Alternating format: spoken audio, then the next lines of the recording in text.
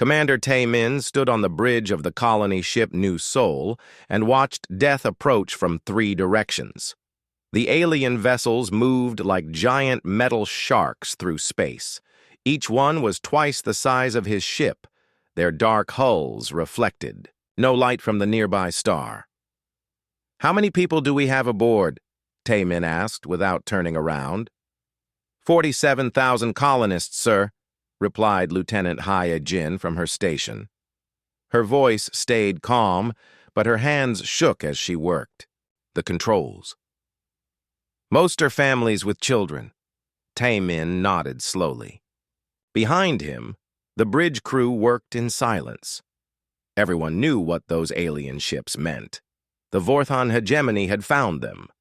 The communication panel buzzed with an incoming message.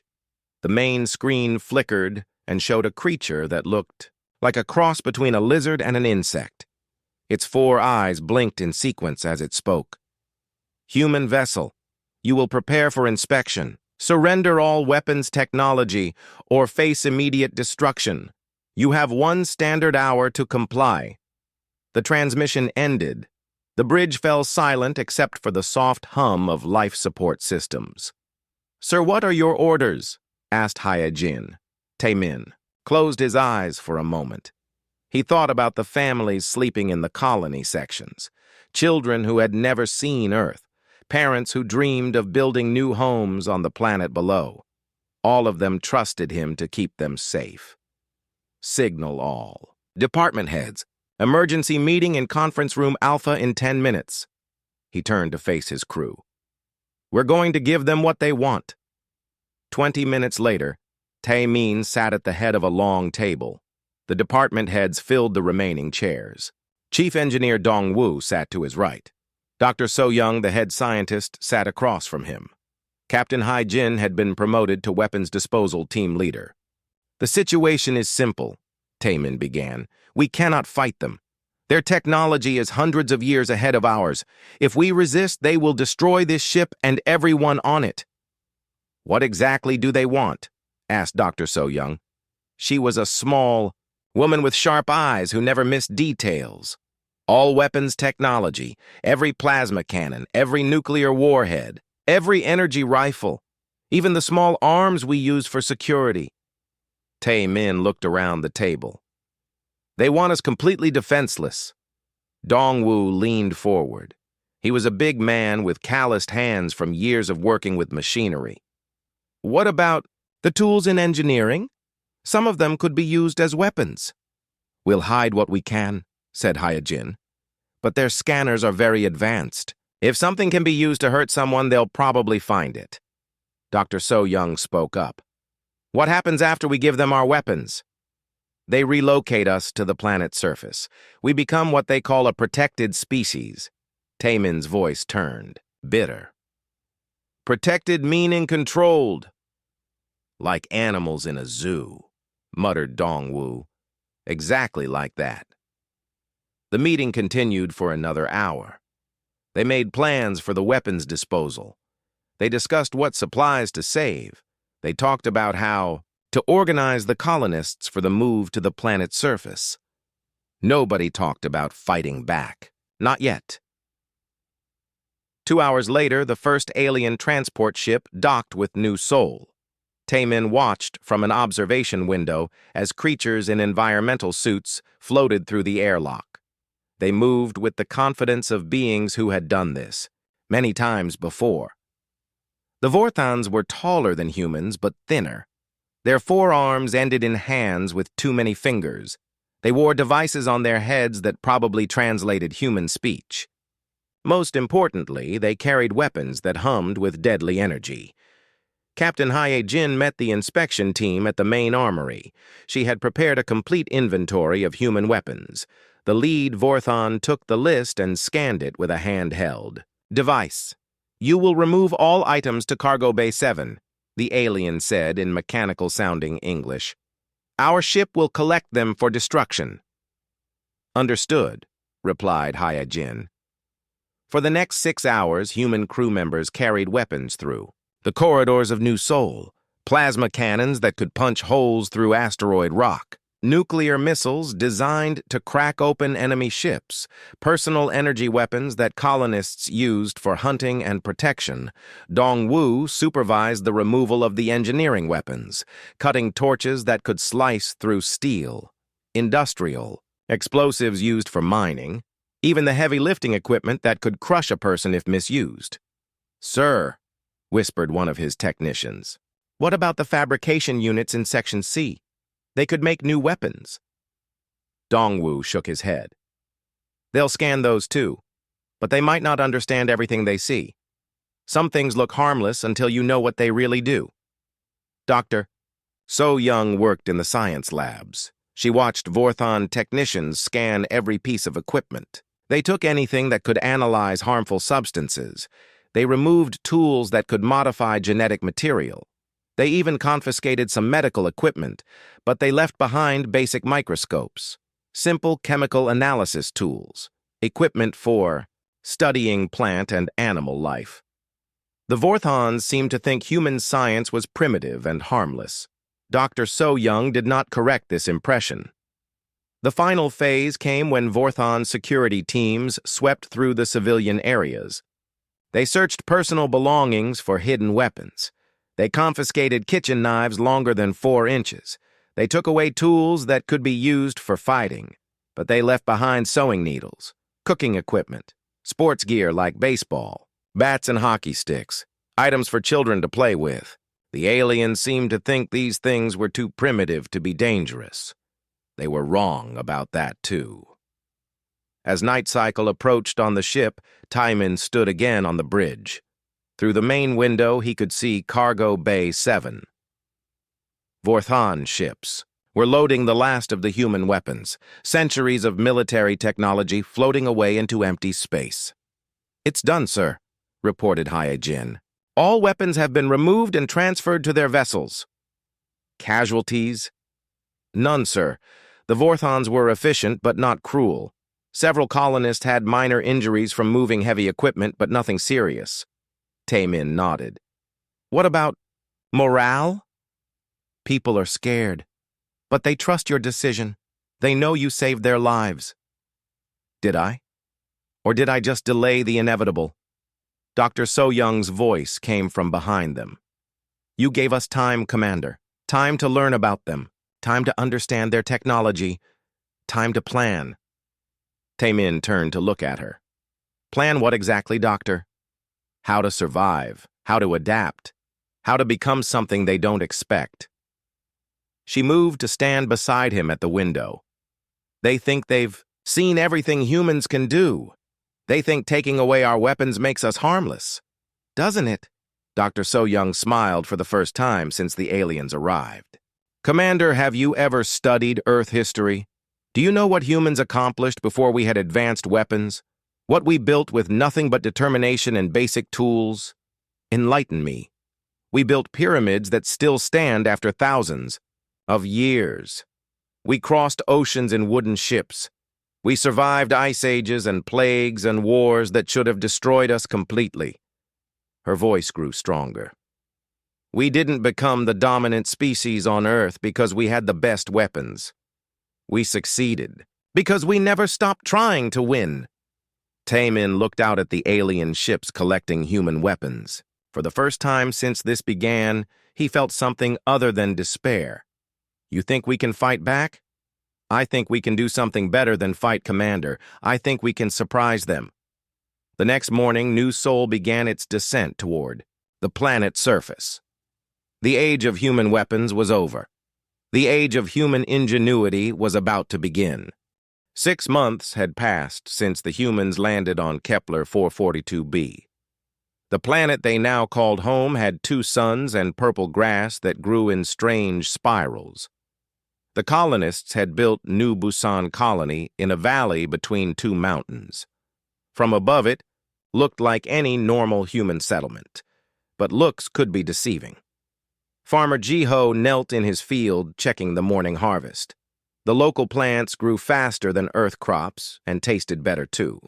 The purple roots called keth were especially good when roasted. But Jiho had discovered something else about keth that he kept to himself.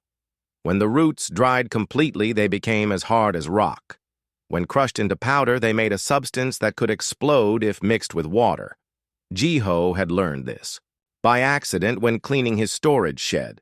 A small amount had caught fire and blown a hole in his wall. He told the Vorthon agricultural inspector that the wall damage came from a cooking accident. The alien had believed him and moved on to examine other farms. Now Jiho carefully collected the overripe keth roots. He told everyone they were no good for eating anymore.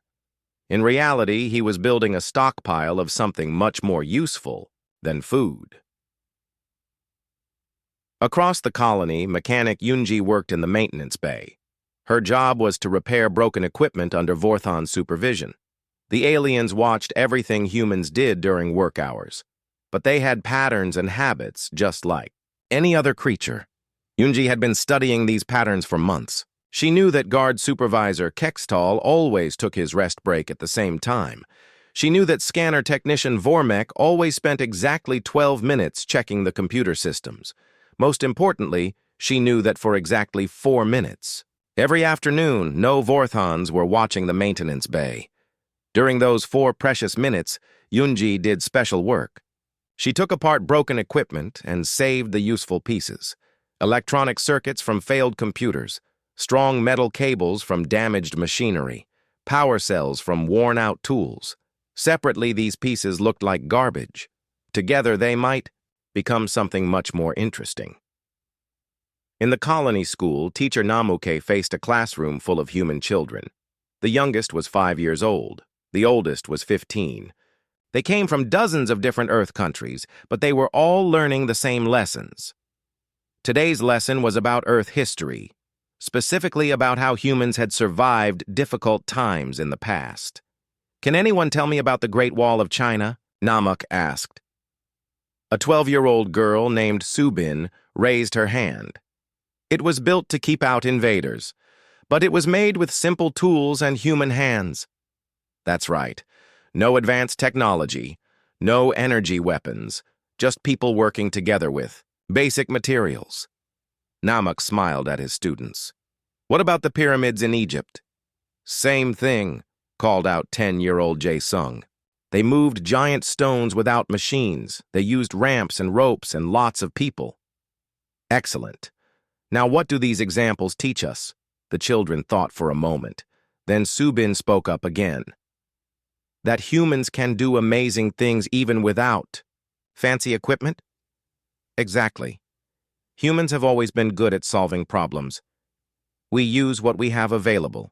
We work together. We never give up trying. Namuk looked around the room. Remember that lesson. It might be important someday. The children nodded seriously. They understood that their teacher was telling them more than just history. At the Colony Communication Center, Yujin sat at her workstation. Her official job was to maintain contact with other human settlements across Vorthon space. The aliens allowed this because they monitored every transmission, but Yujin had found ways around their monitoring. She had discovered that the Vorthons paid no attention to cultural exchanges between colonies. Recipe sharing seemed completely harmless to them. So Yujin sent recipes. Lots of recipes. Today she transmitted instructions for making Earth-style rice cakes to the human colony on Vega Prime. But hidden in the ingredient measurements were details about guard patrol schedules in New Busan. Yesterday she had received a recipe for traditional soup from the colony on Wolf 359. The cooking instructions actually contained information about local mineral deposits that could be useful for making tools. Last week, a bread recipe from the Proxima Centauri settlement had included details about how to train the local bird-like creatures to carry messages. The Vorthons saw food instructions. Yujin saw intelligence reports from across human space. Her network was growing stronger every day. Dr. So Young worked in the Colony Medical Center. The Vorthans required regular health examinations of all humans. They claimed this was for the colonists' own protection. Dr. So Young suspected they were studying human biology for other purposes, but the examinations worked both ways. While the aliens scanned human bodies, Dr. So-Young carefully observed Vorthan physiology. She noted their breathing patterns. She studied how they moved. She watched their reactions to different environmental conditions. Most interesting was what happened when scanner technician Vormek caught a cold from one of the human children. The alien had struggled to breathe properly for almost a week. Its 4 arms had trembled with weakness. A simple human illness had nearly disabled the creature. Dr. So-Young filed this information away in her memory. She suspected Vorthan respiratory systems were more fragile than they appeared. As evening approached, the colonists gathered in the community center for their daily meal. This was one of the few times when Vorthan supervision was minimal. The aliens seemed to think that humans eating together was a harmless social activity. They were wrong about that, too. Commander Taemin sat with the department heads at their usual table. To any observer, they looked like friends sharing dinner. Reality, they were having a strategy meeting. The communication network is expanding, Yujin reported quietly while cutting her meat. I now have contact with 17 different colonies. Each one is gathering useful information. What kind of information? Asked Dongwu between bites of bread. Resource locations, guard schedules, Vorthan behavioral patterns, local materials that could be weaponized. Yujin smiled. The colony on Tau Ceti has discovered that their local insects produce a toxin that makes Vorthans very sick. Dr. So-Young nodded. I've been studying their physiology. They have several exploitable weaknesses. Their respiratory system is particularly vulnerable. What about supplies? Taemin asked. Dongwu leaned forward slightly. I've been salvaging components from broken equipment. Nothing that looks dangerous individually, but I could probably build something useful if needed. Yunji joined the conversation. I've mapped out all the guard patrol patterns. There are gaps in their surveillance, small ones, but they exist. And I've been teaching the children about human history, added Nam-uk, about how our ancestors overcame impossible odds with determination and cooperation. Farmer Jiho approached their table carrying dessert plates. As he served each person, he whispered quickly, "The keth roots can be turned into explosive powder. I have enough hidden to level a building." Taemin looked around at his people. 6 months ago, they had been helpless refugees. Now they were becoming something else entirely. How long before we're ready? He asked. Dr. So-Young considered the question carefully. We need more information, more supplies, more coordination with the other colonies, but we're making progress. Faster than I expected. The Vorthans think we've accepted our situation, observed Yujin. They're becoming less careful around us. That's both good and dangerous. Dangerous how? If we wait too long, they might move us again. Separate the colonies. Make coordination impossible. Taemin nodded slowly. Around them, other colonists continued, eating and talking. Children played games between the tables. To the Vorthan guards standing by the doors, it looked like a peaceful evening in a well-managed settlement. But beneath the surface, something was growing. Something the aliens had not expected and could not see. The humans were adapting. They were learning. They were preparing, and they had not forgotten how to win. The cage was strong, but the prisoners were getting stronger. Soon, it would be time to test which was more powerful, Vorthan technology or human determination. The answer would surprise everyone. Yujin stared at her communication screen and smiled. What looked like a simple recipe exchange was actually the largest intelligence network in human history. Over the past 3 months, her web of contacts had grown to include 47 human colonies across Vorthan space. Today, she was receiving a transmission from New Sejong Colony. The message appeared to be instructions for making traditional rice wine. But Yujin knew better. Mix 2 cups of grain with 1 cup of water, the message began. This meant the colony had 200 people ready for action and needed 100. More volunteers. Let ferment for 15 days under warm conditions. This indicated they had enough supplies for a 15-day operation and were waiting for better weather. Most importantly, the recipe ended with "best served with sharp metal utensils." This was code, meaning they had weapons. Jin quickly decoded the full message. The New Sejong colonists had been busy. Their blacksmith, Jae-won, had been making farming tools that could serve other purposes, hammers that looked innocent but were perfectly balanced for fighting, plowing blades that could cut through more than soil, stakes for supporting plants that had very sharp points. The Vorthons had examined these tools during routine inspections. They saw farming equipment and approved it for use. They had no idea that humans had been making weapons from metal for thousands of years before discovering advanced technology. Jin composed her reply. She disguised it as a recipe for vegetable soup, but it actually contained guard patrol schedules from New Busan and information about Vorthon weaknesses that Dr. So Young had discovered. As she worked, another message arrived from Incheon Colony. This one was formatted as instructions for raising chickens. Jin decoded it quickly, and her eyes widened with surprise. Biologist Min-ho had achieved something remarkable. He had been training the local creatures that the colonists called sky runners. These bird-like animals were about the size of cats and very intelligent. The Vorthons had assumed humans were keeping them as harmless pets. But Min-ho had taught the sky runners to carry messages between distant locations. He had trained them to recognize specific people and deliver packages only to the right recipients. Most incredibly, he had conditioned them to attack on command by targeting the breathing apparatus that all Vorthans wore, the fake chicken raising. Instructions contained detailed information about how other colonies could train their own sky runners. Within weeks, every human settlement could have their own messenger and attack animals. Jin transmitted this information to all colonies in her network using a recipe for fruitcake. To any Vorthon monitor, it looked like humans sharing holiday traditions. In reality, it was a military intelligence briefing.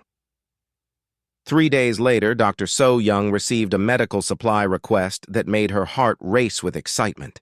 Hidden in the list of requested medicines was information about a major breakthrough on Ross 128 colony.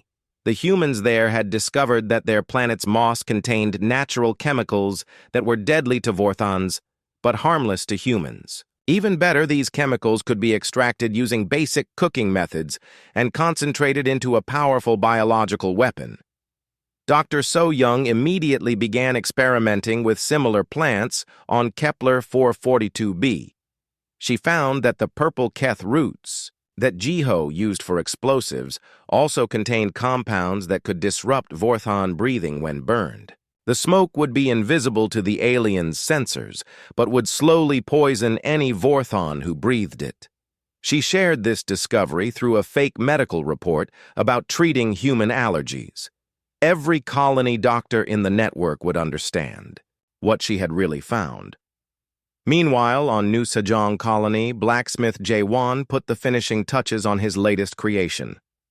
It looked exactly like a simple farming hoe. The Vorthon inspector had approved it that morning for agricultural use. But Jae-won had designed it as a weapon. The blade was perfectly balanced for swinging in combat. The handle was exactly the right length for maximum leverage. Most importantly, it could be quickly modified by removing 2 bolts and rearranging the pieces into a spear. "How many more do you need?" asked colony leader Sang-woo. "Every adult should have at least 2 tools," replied Jae-won. "That gives us backup weapons and the ability to arm people quickly when the time comes." Sang-woo nodded. "What about the children?" Teacher Hae-young has been training them in traditional games. Jump rope teaches timing and coordination. Hide and seek teaches stealth and observation. Tag teaches pursuit and evasion. Jae-won smiled grimly. "The Vorthons think human children are just playing." On Incheon Colony, Min-ho watched his sky runners practice their attack patterns.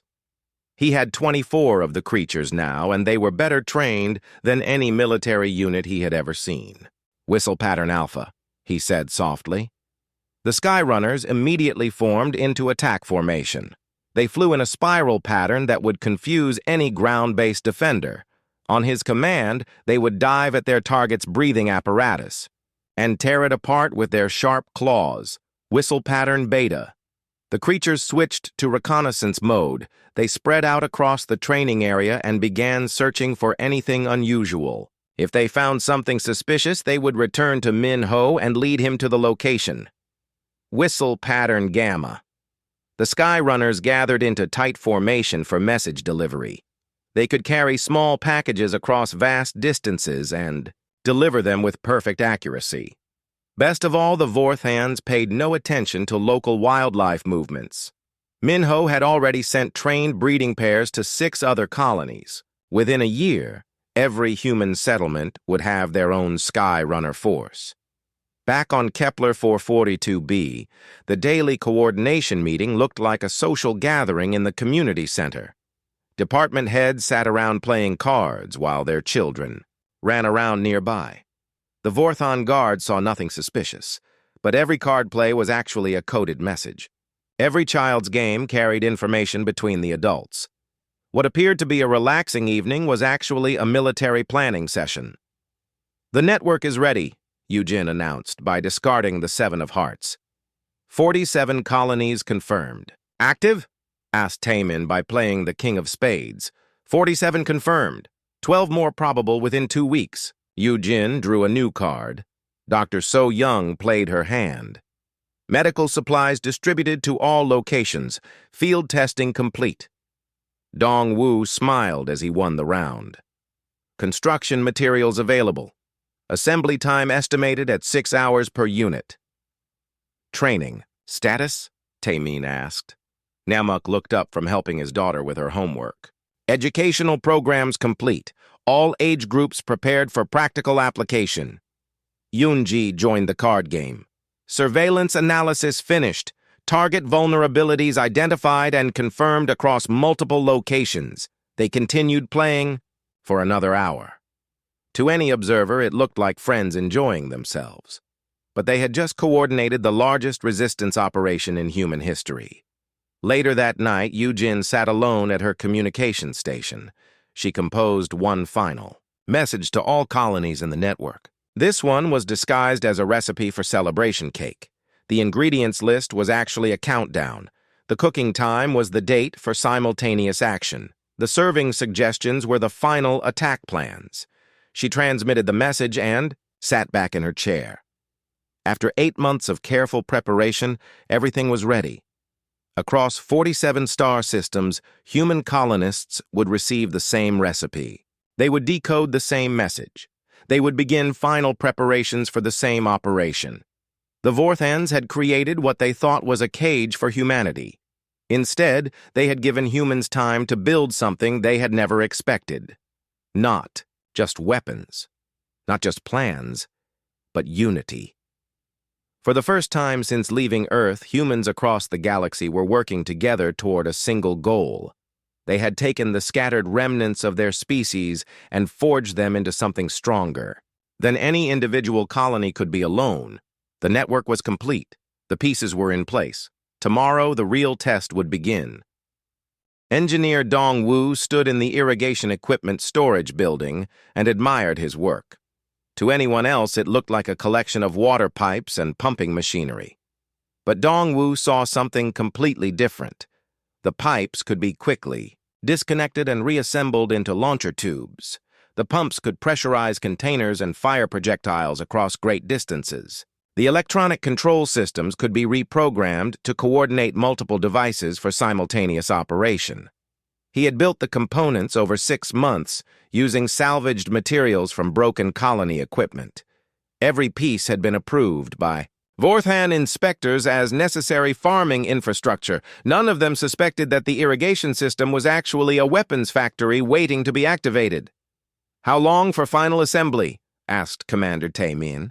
4 hours for a basic launcher, 8 hours for the full coordinated system. Dongwu ran his hand along one of the pipes. "But we'll need the chemical charges from Jiho and the targeting data from Yunji. They'll be ready. What about the other colonies?" "Every settlement has received the construction plans through Eugene's network. They're all building similar systems using local materials." Dongwu smiled.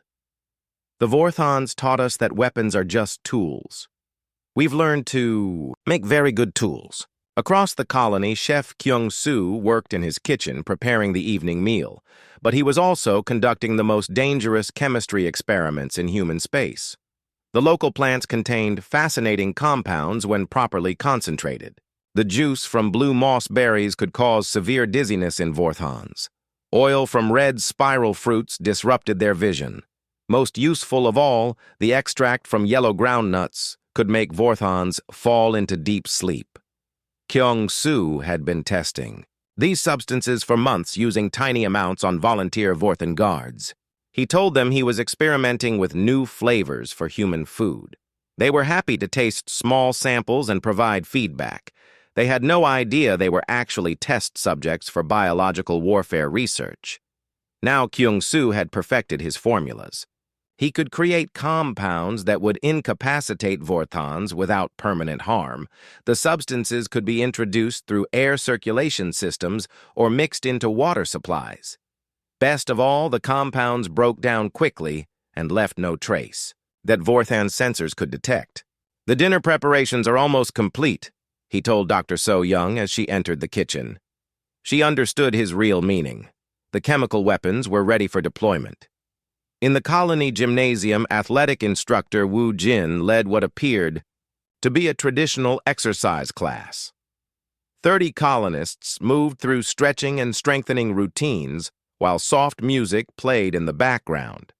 But Woo Jin was not teaching fitness. He was conducting military training. The stretching exercises were actually combat movements adapted for fighting in Vorthon environmental suits. The balance drills prepared humans for moving in the low-gravity areas of alien ships. The coordination activities taught people how to work together during high-stress operations. "Remember to keep your center of gravity low," Woo Jin called out as the group practiced a series of movements that looked like dance steps. What he was really teaching them was how to tackle a Vorthon guard and disable their breathing apparatus in one smooth motion. Now practice the partner exercises. The colonists paired up for what appeared to be trust-building activities. In reality, they were learning how to communicate silently during combat using hand signals and body language. The Vorthon guard, watching from the doorway, saw humans improving their physical health. Woo Jin saw soldiers preparing for the most important battle of their lives. Dr. So-young finished her final analysis in the medical center and felt a mixture of excitement and fear. She had spent 8 months studying every aspect of Vorthon biology and technology. Now she understood exactly how to defeat them. The key was their environmental suits. The Vorthons could not survive in the atmosphere that humans found comfortable. Their breathing apparatus was their most critical vulnerability. Damage it, and they would be helpless within minutes. But the suits had backup systems and automatic repair functions. A direct attack might fail if the Vorthons had time to activate. Emergency protocols.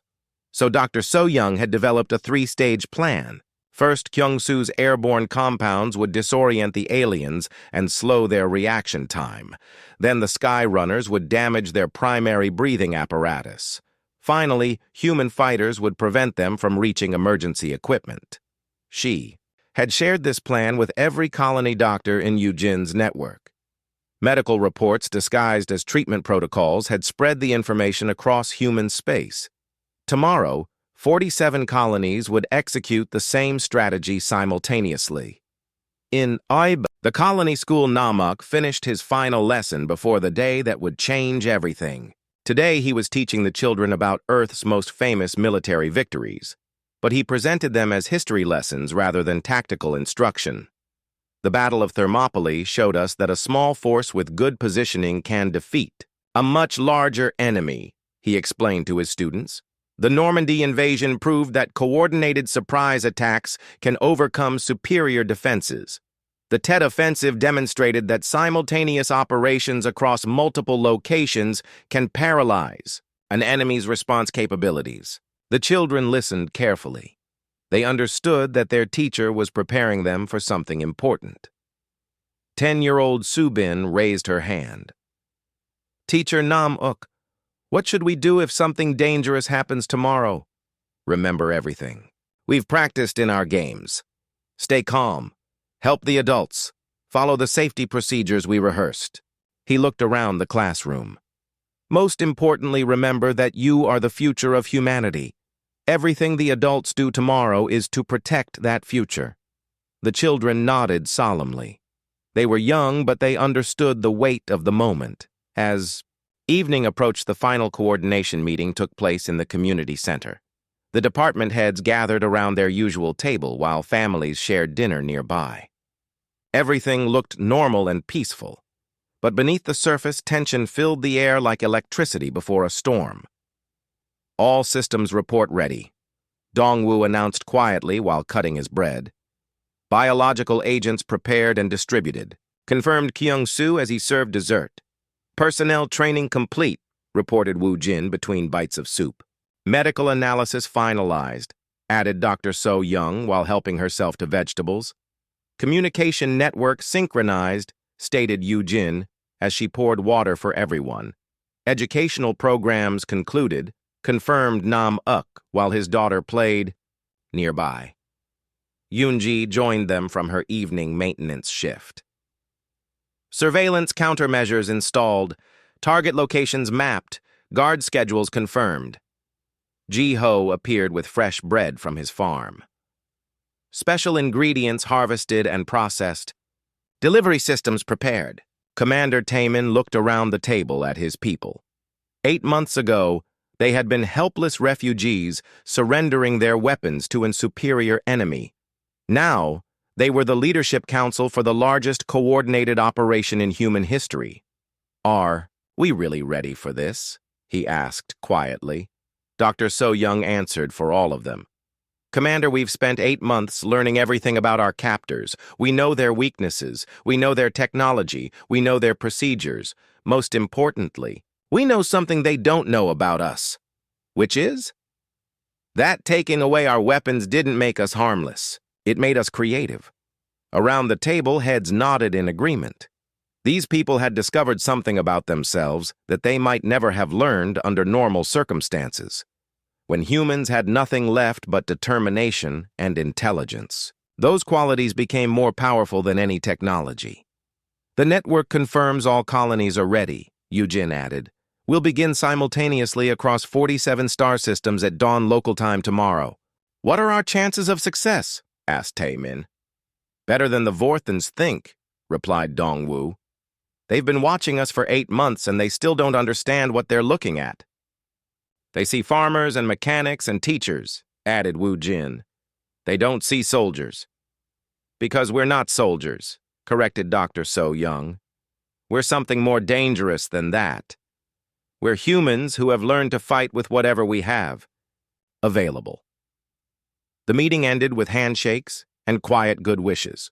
Tomorrow would determine whether humanity remained in cages or reclaimed their freedom.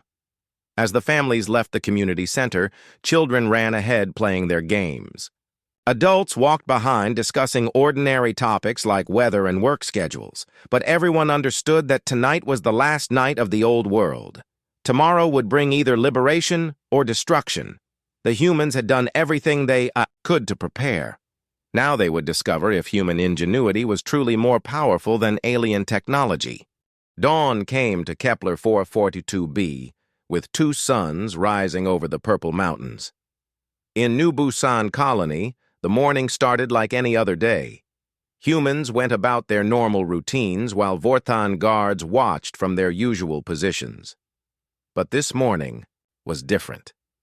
This morning, everything would change. Commander Taemin stood at his kitchen window drinking coffee and watching the sunrise. In exactly 1 hour, the operation would begin simultaneously across 47 star systems. Thousands of humans would discover if 8 months of preparation had been enough. His communication device buzzed softly. A message from Yu Jin appeared, on the screen disguised as a weather report. Clear skies expected across all regions today. This was the final confirmation. Every colony in the network was ready to proceed. At the agricultural center, Farmer Ji-ho loaded his morning harvest. onto transport vehicles. The containers looked like they held normal farm produce, but hidden beneath the vegetables were packets of explosive Keth root powder connected to simple timing devices that Dongwu had built from irrigation equipment. Jiho drove his first load toward the main Vorthon sensor station on the hill overlooking the colony. He parked near the fence and began unloading containers. The guards paid no attention to the farmer delivering food to the colony cafeteria. 5 minutes later, Jiho was safely away from the area when his hidden explosives detonated. The sensor station disappeared in a cloud of smoke and debris. Suddenly, the Vorthons were blind to everything happening in the valley below. The explosion echoed across the colony like thunder. Vorthon guards looked up in confusion as their primary monitoring facility burned on the hillside. They tried to activate backup sensors but found only static and error messages. Across the colony, similar explosions destroyed communication relays and monitoring posts. Jiho had planted charges at 17 different locations over the past month. Each device activated exactly on schedule. Within 10 minutes, the aliens had lost their ability to see or call for help. At the maintenance bay, Yunji watched the explosions through her workshop window. The moment the first blast lit up the morning sky, she activated the devices she had been secretly building for months. What looked like repair equipment suddenly transformed into jamming transmitters that blocked Vorthan communication frequencies. The aliens tried to contact their orbital command ship but received only static. Their emergency backup systems activated, but those signals were also blocked. Guard Captain Thexivore spoke rapidly into his communication device but heard nothing, except electronic noise. He switched to backup channels and found the same interference. For the first time since arriving on Kepler 442b, the Vorthons were completely cut off from outside support. In the medical center, Dr. So Young triggered the air circulation systems that Kyung-Soo had modified over the past month. Invisible compounds began flowing through the ventilation networks of every building where Vorthons worked. The first effects appeared within minutes. Alien guards began moving more slowly and stumbling as they walked. Their reaction times slowed dramatically. Several sat down heavily and appeared confused about their surroundings. Security Chief Mordan felt dizzy and had trouble focusing his 4 eyes. He reached for his emergency medical kit, but his hands moved like he was underwater. Around him, other Vorthons struggled with similar symptoms. The compounds were working exactly as Dr. So Young had calculated. The airborne chemicals disrupted Vorthan nervous systems without causing permanent damage, but they left the aliens slow and confused during the critical first phase of the operation. At the same time, Minho released his Skyrunners from their hidden roosts around the colony. 24 of the trained creatures took flight in coordinated attack formation. They had practiced this maneuver hundreds of times over the past months. The Skyrunners dove from above toward Vorthon guards like living missiles. Their sharp claws tore at breathing apparatus and electronic equipment. Guard Supervisor Kextal tried to swat away the creatures attacking his environmental suit, but his movements were too slow from the airborne compounds. Within seconds, his breathing mask was damaged and sparking. He struggled to reach his emergency backup equipment, but 3 Skyrunners worked together to prevent him from accessing it. The aliens tried to fight back, but their movements were sluggish and uncoordinated. Most could not react fast enough to defend themselves. Within minutes, half the Vorthon guards in the colony were struggling to breathe properly. In the gymnasium, Wu Jin gave a signal to his exercise class. 30 humans who had been practicing fitness routines suddenly revealed their true training. They moved with military precision toward predetermined targets. The colonists used improvised weapons that looked like sporting equipment and farming tools. Baseball bats became clubs for disabling alien electronics. Jump ropes became restraints for securing prisoners.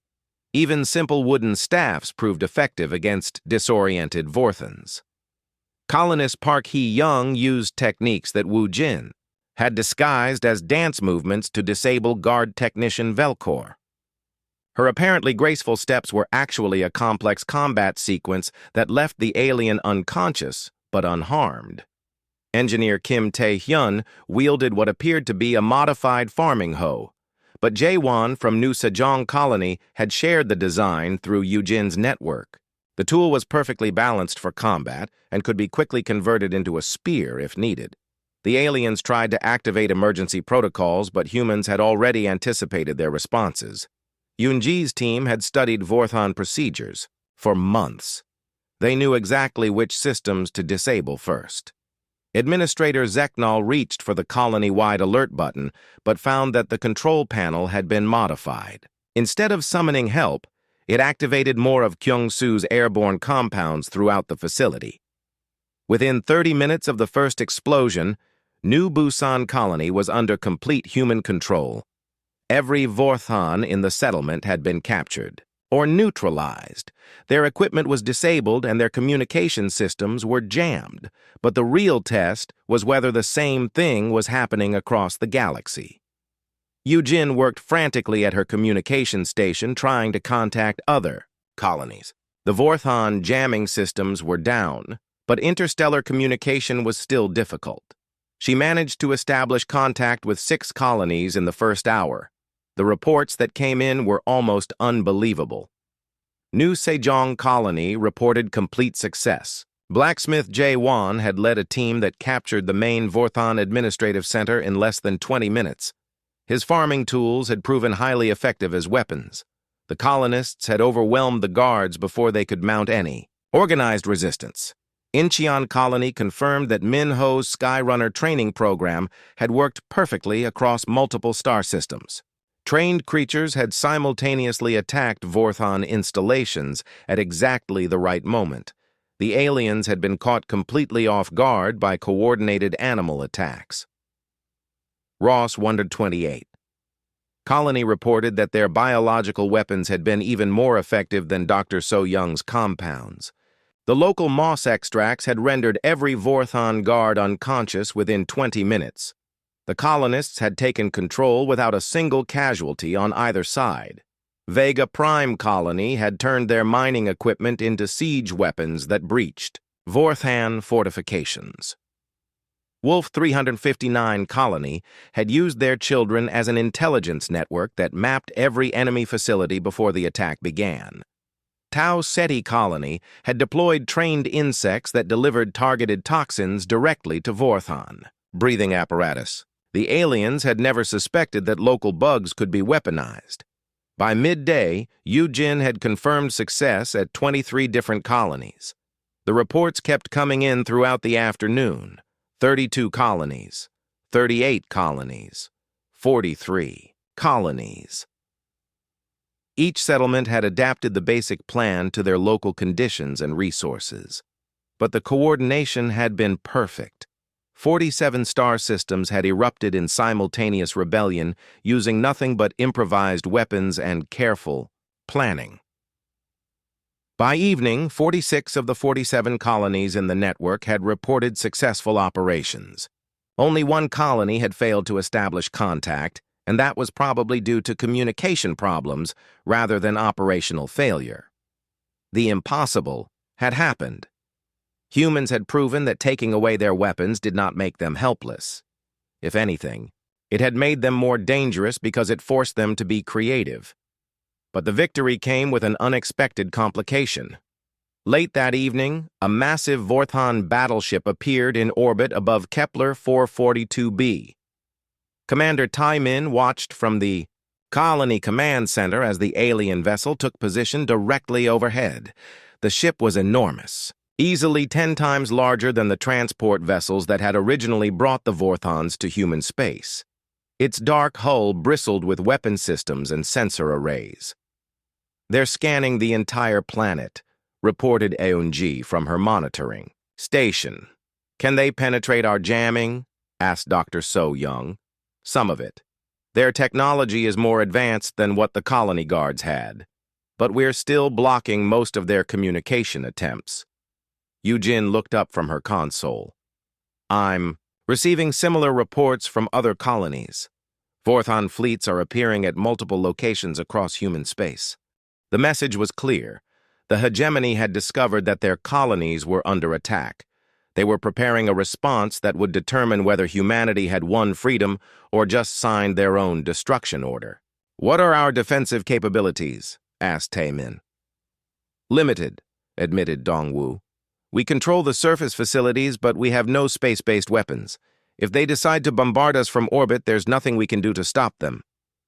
"What about the captured equipment?" "The Vorthon technology we've seized is designed for colony administration, not military combat. We have communication systems and transport vehicles, but no weapons that could threaten a battleship." The room fell silent as everyone absorbed this information. They had achieved the impossible by capturing their colonies, but now they faced an enemy that could destroy everything they had gained without coming within range of their improvised weapons. Commander Taemin looked around at his people. 8 months ago, they had been helpless refugees. Today, they had led the largest coordinated uprising in human history. Tomorrow, they would discover if human ingenuity was enough to face the full might of an alien empire. "Get me a communication channel to that battleship," he ordered. "Sir, they're not responding to our signals," replied Yujin. "Keep trying. If we're going to face whatever comes next, we'll do it as humans have always done it, by refusing to give up and finding a way to turn disadvantage into opportunity." The battleship continued its silent orbit above them. Its presence was a reminder that the real test was just beginning, but the humans had already proven something important. They had shown that determination and creativity could overcome superior technology. Now they would discover if those same qualities could win them a place among the stars as equals rather than prisoners. 3 days after the rising, the Vorthan battleship remained in orbit above Kepler 442b. Commander Taemin stood on what had once been the bridge of colony ship New Seoul, but now he was aboard something much different. The humans had done more than just take control of their colonies. They had also captured the Vorthon transport ships that had been docked at various settlements. Engineer Dongwu and his teams had spent 72 hours learning how to operate alien technology. It turned out that Vorthon controls were designed for efficiency rather than security. Once the humans figured out the basic principles, they could fly the ships and operate their systems almost as well as the original crews. Now Taemin commanded a small fleet of captured vessels orbiting their new homeworld. It was not much compared to the massive battleship hanging above them, but it was enough to prove that humans were no longer helpless prisoners. "Incoming transmission from the Vorthon flagship," announced Yujin from her communication station. "Put it on the main screen." The display showed a creature that was clearly different from the guards and technicians they had encountered before. This Vorthon wore elaborate decorations and moved with obvious authority. When it spoke, its voice carried the weight of absolute power. "I am Admiral Vexthara of the Hegemony Fleet. You will return control of all facilities to legitimate Vorthon. Authority immediately. Comply or face the consequences." Taemin stepped forward. "I am Commander Taemin speaking for the human colonies in this system. We're willing to discuss terms for peaceful coexistence. There will be no negotiation with escaped livestock. You have 10 minutes to surrender unconditionally." The transmission ended. The bridge fell silent as everyone absorbed the Admiral's words. "Well, that went about as expected," muttered Dongwu. "What's our tactical situation?" asked Taemin. Ji consulted her displays. "Their battleship has enough firepower to destroy everything on the planet's surface, but they'd also be destroying valuable facilities that they spent years building." "What about our ships?" "We have 6 captured transports and 2 cargo vessels. None of them have significant weapons, but Dongwu has been making modifications." The engineer grinned. "I've been adapting some of Jiho's explosive compounds for use in space. We might not be able to destroy that battleship, but we could definitely make them very uncomfortable." Dr. So Young joined the conversation. "I've been studying the tactical reports from other colonies. Several of them captured intact Vorthon facilities, including communication arrays and defensive systems. Meaning, what exactly? Meaning we're not just 47 isolated settlements anymore. We're 47 coordinated military bases with captured alien technology. Yujin looked up from her station. I'm receiving messages from the other colonies. They're all facing similar situations. Vorthon fleets have appeared at every location. What are they reporting? New Sejong colony has 3 battleships in orbit, but they've also captured a Vorthon weapons manufacturing facility. Incheon colony is surrounded by enemy ships, but they've taken control of a major communication hub. She paused to decode more messages. Ross 128. Colony captured a research station with detailed information about Vorthon military capabilities. Vega Prime Colony seized a fuel depot that supplies half the hegemony fleet in their sector. The pattern became clear as more reports arrived. The simultaneous uprising had given humans control of critical Vorthon infrastructure across dozens of star systems. The aliens could destroy the human colonies, but only by damaging their own empire in the process. They're in as difficult a position as we are, observed Dr. So Young. Maybe more difficult, added Yunji. They have to explain to their leadership how humans outsmarted them using farming tools and kitchen chemistry. Before anyone could respond, the communication system activated again. Admiral Vexithera appeared on screen, but this time she looked less confident. Commander Tae Min, you will explain how your species coordinated operations across multiple star systems without using detectable communication methods. We shared recipes, Tae Min replied simply. Recipes? Instructions for cooking food. Your monitoring systems ignored them because they seemed harmless, but we used them to pass tactical information between colonies. The Admiral's 4 eyes blinked. In sequence. Impossible. Such a method could not coordinate precision military operations. It worked because you underestimated us. You thought taking away our weapons made us harmless. You never considered that humans have been solving problems and fighting wars for thousands of years before we invented advanced technology. Dr. So Young stepped into view of the camera. Admiral, may I ask you a question about Vorthon history? What? When your species first developed interstellar travel, what did you use as weapons? Energy projection systems and guided projectile devices, obviously. But before you had those technologies, when you were primitive, what did your ancestors use? The Admiral paused. Natural biological defenses, toxins, physical manipulation of environmental factors. Exactly. Your species evolved with natural weapons. Humans didn't. We had to create weapons from whatever materials we found. We became very good at making dangerous things from harmless components. Your point? My point is that you took away our advanced weapons, but you left us with the same brains that originally created those weapons. Did you really think we would just accept captivity? The Admiral was quiet for a long moment. When she spoke again, her tone had changed. What do you propose? Commander Tae Min felt the bridge crew tense with anticipation. This was the moment that would determine humanity's future. We propose the establishment of the Human Vorthon Accord, a treaty recognizing humans as a sovereign species with the right to self-governance. In return, we'll share the innovations we've developed during our time in your colonies. What innovations?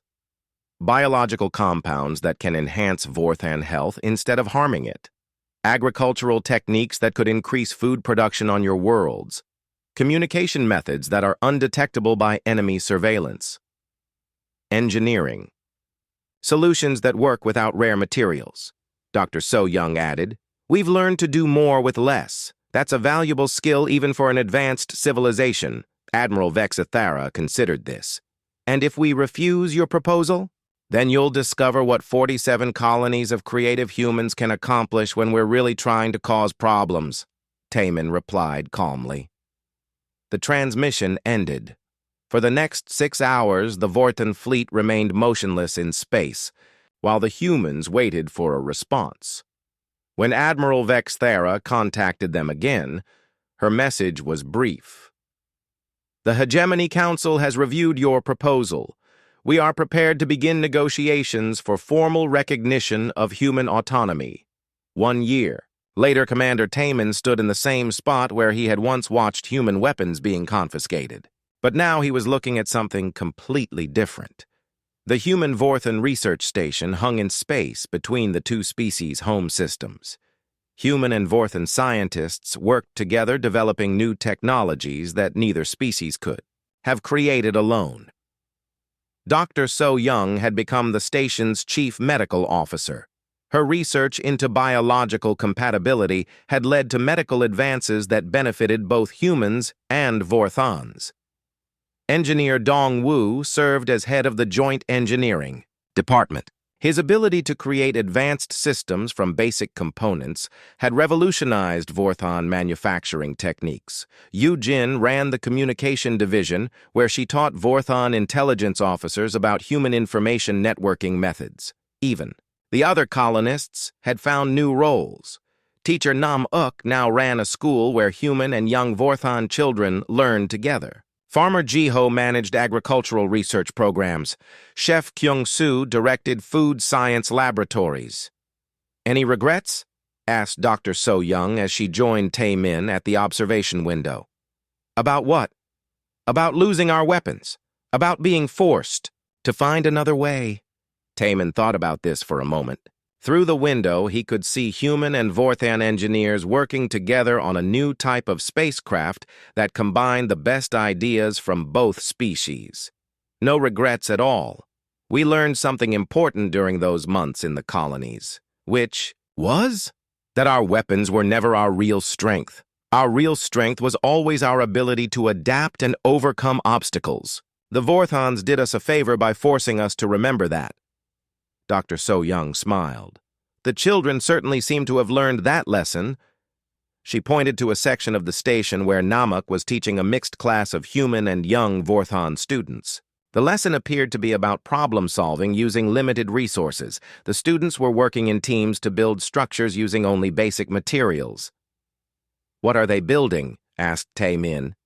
Bridges. The assignment is to span a gap using nothing but wooden sticks and string. The team that builds the strongest bridge wins. Sounds familiar? It should. It's the same type of challenge we faced when we had to defeat the hegemony using farming tools and kitchen chemistry. They watched as the students worked together. Human children showed their Vorthan classmates how to tie knots and balance weight distribution. Young Vorthans demonstrated mathematical principles that made the structures more efficient. They're learning to combine their different strengths, observed Dr. So Young, just like we did.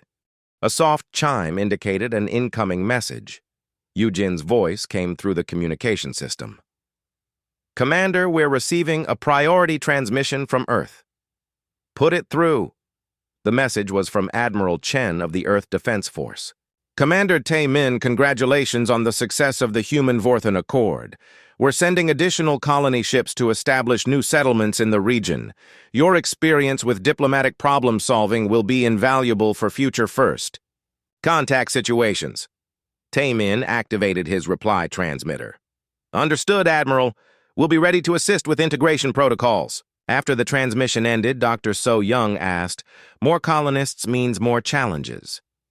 It also means more opportunities. We've proven that humans can work with alien species as equals rather than conquerors or prisoners. That's going to be important as we encounter other civilizations. Do you think we'll face similar situations in the future? Probably. The galaxy is full of species that are more advanced than us in some ways. But we've learned that advancement isn't just about having better weapons or faster ships. What is it about then? It's about being willing to change, to adapt, to find new solutions when old methods don't work. Tae-min gestured toward the mixed classes of students. Those children are going to grow up understanding that cooperation is more powerful than domination. Even when cooperation seems impossible, especially then. The Vorthans thought they were putting us in cages. Instead, they gave us the motivation to become something we might never have been otherwise. Dr. So-Young nodded. A species that wins by thinking instead of fighting. A species that understands the difference between having weapons and being dangerous. They stood in comfortable silence watching the daily activities of the research station. Humans and Vorthons moved through the corridors working on joint projects.